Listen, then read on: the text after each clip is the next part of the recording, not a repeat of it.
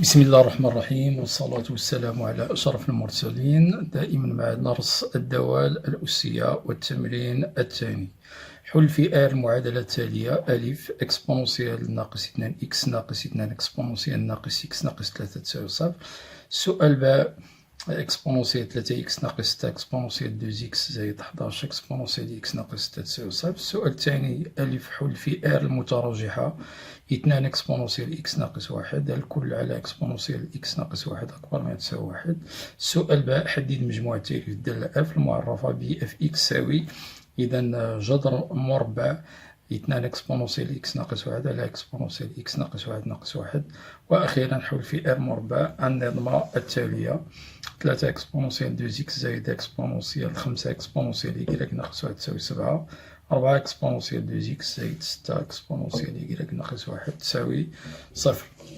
إذا مع الترجمة: résoudre dans R les équations suivantes: exponentielle moins 2x moins 2 exponentielle moins x moins 3 est égal à 0. Petit b: exponentielle 3x moins 6 exponentielle 2x plus 11 exponentielle x moins 6 est égal à 0.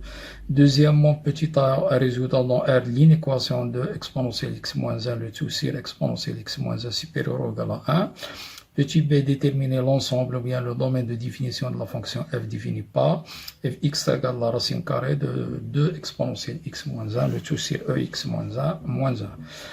Troisièmement, résoudre dans R carré le système suivant: 3 exponentielle 2x plus 5 exponentielle y moins 1 est égal à 7, 4 exponentielle 2x plus 6 exponentielle y moins 1 est égal à 8. الحل. إذا نتطرق بطبيعة الحال السؤال الأول. إذا ألف كما رأينا في التمرين السابق الأول. إذا بطبيعة الحال المعادلة سأقوم بترميز هذه المعادلة 1 والمعادلة الثانية 2. إذا لدينا المعادلة 1 فهي تكافئ بطبيعة الحال إكسبونسيال ناقص إكس أس 2 حسب خاصية الدالة الأسية النيبيرية ناقص 2 إكسبونسيال ناقص إكس ناقص 3 تساوي صفر. وهذا بطبيعة الحال يدفعنا إلى وضع، إذا نضع إكس كبيرة تساوي كما رأينا سابقا في التمرين السابق إكسبونسيال موان إكس. إذا المعادلة 1 تصبح متكافئة مع المعادلة بالدرجة الثانية ناقص 2 إكس ناقص 3 تساوي صفر. إذا دلتا، إذا مميزها دلتا يساوي ناقص 2 مربع ناقص 4 أصل تساوي بطبيعة الحال إذا 4 إذا زائد 12 إذا تساوي 16 موجب قطعا. إذا لدينا إكس كبيرة تساوي ناقص ب أي ناقص 2 زائد جذر مربع 16 4 على 2 تساوي 3 بطبيعة الحال، أو إكس كبيرة تساوي 2 ناقص 4 على 2 تساوي ناقص 2 تساوي ناقص 1 بطبيعة الحال. إذا هذا يكافئ أن إكسبونسيال ناقص إكس تساوي 3 أو إكسبونسيال ناقص 1. حذاري من هذه المعادلة. إذا هذه المعادلة فهي غير ممكنة لأن خاصية معروفة بالنسبة للدالة الأسية النيبيرية: لكل إكس من آر الإكسبونسيال إكس دائما موجب قطعا. إذا يتبقى لنا المعادلة الأولى، نقوم بإدخال الألان على الطرفين لأن الدالة العكسية الدالة الأسية النيبيرية، فنجد ناقص إكس تساوي ألان 3، وهذا يكافئ أن إكس تساوي ناقص ألان 3. بالتالي إذا إس تساوي الأحادية ناقص ألان 3. نقوم بالترجمة الآن. Donc, résolvons l'équation donc x1 qu'on a noté 1.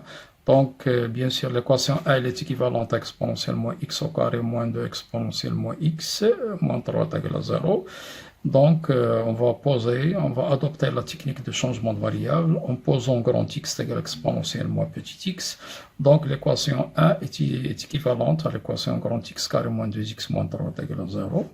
Donc, son discriminant delta est égal à 16, bien sûr, d'où deux solutions. Grand X est égal, bien sûr, 3 ou grand X est égal moins 1. Donc, on remplace grand X par sa valeur, donc exponentielle moins x est égal à 3. Ou exponentielle moins x égale moins 1. Alors, cette équation, elle est impossible. Pourquoi?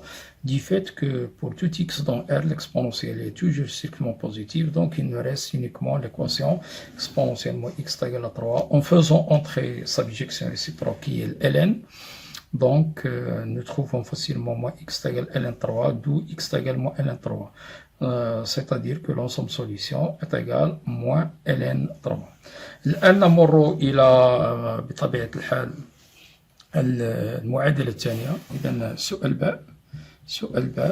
إذا نلاحظ بطبيعة الحال أن لدينا في هذه الحالة حدودية من الدرجة الثالثة بطبيعة الحال بعد وضع تبني تغيير المتغير x كبيرة. إذا بالمثل إذا نضع x كبيرة تساوي x.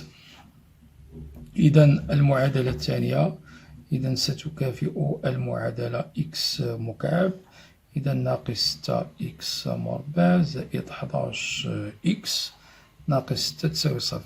وبطبيعة الحال هذه حدودية ذات المتغير x كما رأينا في الجذع المشترك.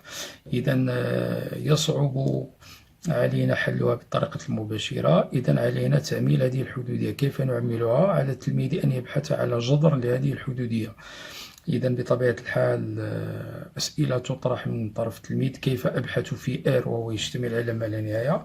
لقد قلنا في الجذع المشترك عندما نريد أن نبحث عن حل لحدودية نبحث بالنسبة للأعداد 0 1 2 3 ومقابلتها ناقص 1 ناقص 2 ناقص 3. إذا نبدأ بصفر ليس بحل، نبدأ بواحد. إذا 1 12 ناقص نعم x 1 فهو حل. إذا نلاحظ أن P لواحد إذا وضعنا بطبيعة الحال هذه الحدودية P لغرانت x أن P لواحد تساوي 0. إذا Px تقبل القسمة على x ناقص 1. بطبيعة الحال هذا يستلزم أن Px إذا ستكتب على شكل x ناقص 1 في حدودية أخرى. Px بطبيعة الحال إذا درجتها درجة Q تساوي 2 أي تكتب على شكل ax كاري بلس Bx بلس C. إذا تكتب x ناقص 1 ax كاري بلس bx بلس c. إذا في التمرين الأول بطبيعة الحال قمت بتبني في التمارين السابقة قمنا بتبني القسمة الأقليدية. إذا للتعميل بطبيعة الحال لدينا عدة طرق. إذا تقنية القسمة الأقليدية أو تساوي حدوديتين أو طريقة هورنر. أحسنهم هورنر لأنها سريعة جدا بطبيعة الحال وفي متناول أي تلميذ. إذا لمن لا يعرف هذه الطريقة إذا يدخل إلى القناة. بالنسبة للجذع المشترك خيار فرنسية. إذا قمت بشرحها بشكل جيد في بطبيعة الحال عدة تمارين.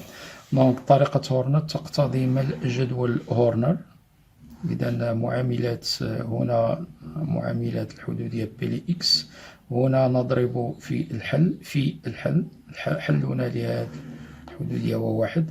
وهنا نستنتج بكل بساطة معاملات الحدودية Qx.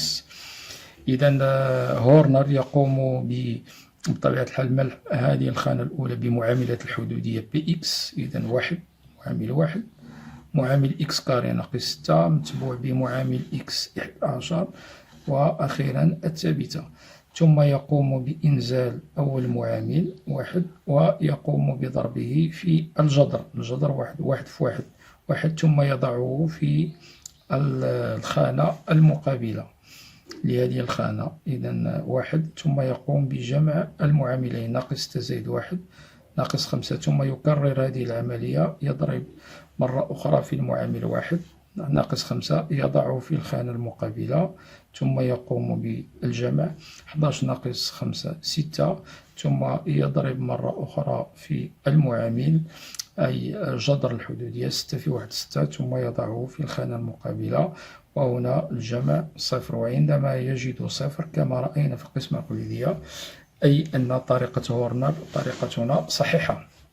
إذا من هنا نستنتج قيمة A قيمة B هما معاملات الحدودية Px و C وبالتالي نستنتج بكل بساطة أن P لx إذا تكتب على شكل x ناقص 1 عامل إذا بطبيعة الحال ل x كاري ناقص 5x زائد 6.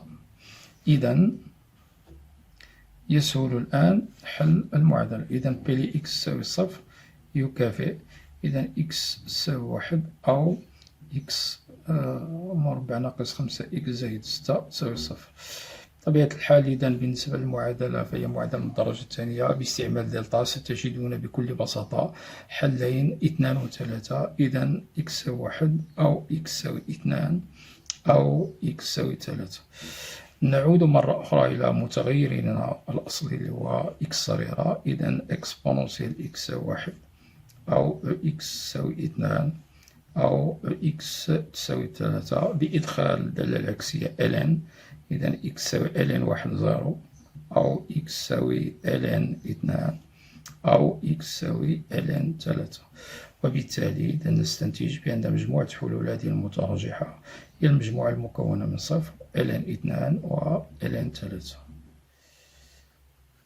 الآن مع الترجمة. Donc passons à l'exercice petit b. On constate qu'on a un polynôme bien sûr de degré 3. Donc c'est très difficile de résoudre une équation bien sûr de degré 3. Donc il suffit dans la première étape de la factoriser. Bien sûr on va poser grand X égale EX. Donc l'équation 2 elle est équivalente x au cube moins 6x au carré plus 11x moins 6 égale à 0. Remarque bien sûr que P1 est égal à 0, il suffit de remplacer. Donc Px il est divisible par x moins 1 et donc Px s'écrit x moins 1 fois Qx. Or Qx c'est un polynôme de degré 2, il s'écrit ax carré plus bx plus c. Autrement dit Px c'est x moins 1 fois ax carré plus bx plus c. Donc comment déterminer les coefficients a, b, c? Donc on a différentes méthodes. La division euclidienne, la méthode de Horner et l'égalité de deux polynômes. Bien sûr, la meilleure, c'est la méthode de Horner, vu son rapidité et son efficacité. Donc, pour les élèves qui ne connaissent pas cette méthode de Horner, je vous conseille bien sûr de consulter les exercices dans ma chaîne réservée au tronc commun international. Donc, la méthode de Horner consiste à remplir bien sûr ce tableau, donc le coefficient de Px qui est le coefficient de x au cube 1, le coefficient de x carré moins 6, coefficient de x 11 et la constante moins 6. Dans la deuxième, donc on va multiplier par la racine qu'on a trouvée qui est 1 et dans la dernière on va en déduire les coefficients de Qx qui sont a, b et c. Donc la deuxième étape, la méthode de Horner consiste bien sûr à descendre, on fait descendre le premier coefficient et on le multiplie par la solution 1 fois 1, 1 et on le dépose dans le carré opposé 1 et on fait la somme. Donc moins 6 plus 1 c'est moins 5. On refait l'opération précédente, moins 5 multiplié par la solution moins 5. Je dépose le résultat dans le carreau opposé, donc c'est moins 5. Je fais la somme, c'est 6. Je refais l'opération, je multiplie par la racine, je dépose le résultat. Une fois je trouve à la fin 0, cela veut dire que le tableau de Horner est correct. Donc, et les nombres que j'ai trouvés là, c'est exactement les coefficients qu'on a nommés A, B, C. Donc, A c'est 1, B c'est moins 5 et 6. Donc, on trouve la factorisation de Px égale x moins 1, 1 fois x carré moins 5x plus 6. Donc, Px égale à 0 est équivalent x moins 1 égale à 0, autrement dit x égale à 1. Ou x carré moins 5x plus 6 est égal à 0. Donc, cette équation de deuxième degré est facile à résoudre. En utilisant delta, nous trouvons facilement 2 et 3. Donc, les solutions sont grand x est égal à 1 ou grand x est égal à 2, grand x est égal à 3. ce qui est équivalent, exponentielle x égale 1, exponentielle x égale 2, ou exponentielle x égale 3. Donc, en faisant entrer la bijection réciproque de la fonction exponentielle népérienne, qui est ln, nous trouvons facilement les solutions 0, ln2, ln3, d'où l'ensemble solution 0, ln2, ln3. Voilà donc la partie numéro 1 de cet exercice numéro 2. Soyez au rendez-vous pour la part numéro 2. لقد انتهينا من الجزء الأول من تصحيح التمرين الثاني. كونوا في الموعد مع الجزء الثاني. لا تحرمونا من صالح دعواتكم لنا ولوالدينا وأولادنا ولمن علمنا ولجميع المسلمين بالتوفيق إن شاء الله. نستودعكم الله الذي لا تضيع ودائعه. السلام عليكم ورحمة الله تعالى وبركاته.